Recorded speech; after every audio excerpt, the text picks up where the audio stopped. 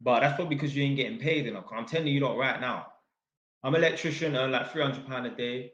If they wanted to pay me £1,000 a day to shovel shit, I would work and shovel shit every day for £1,000. I don't give a fuck.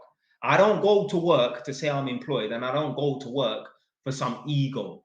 There's a lot of people with ego out here, a lot of electricians, yeah? You could have an electrician who earns £300 a day, and you could offer to pay that electrician £1,000 a day to be a painter and decorator. And they will say no.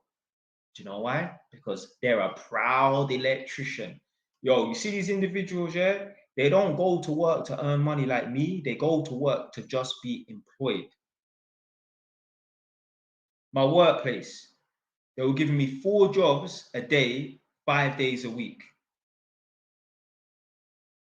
I'm thinking like, what? So anyway, I had this crazy JY's idea.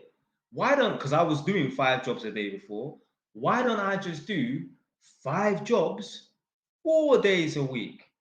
Because instead of doing 4 jobs times 5 days, which is 20, why don't I take Monday off and do 5 jobs, 4 days of the week?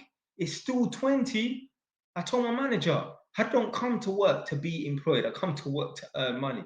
So if I can do the same amount of jobs in 4 days, I'm going to do it in 4 days instead of 5 days. Why the hell am I going to come in for an extra day when I'd rather sit at home and do nothing than just turn up to work? The hell, don't make no sense.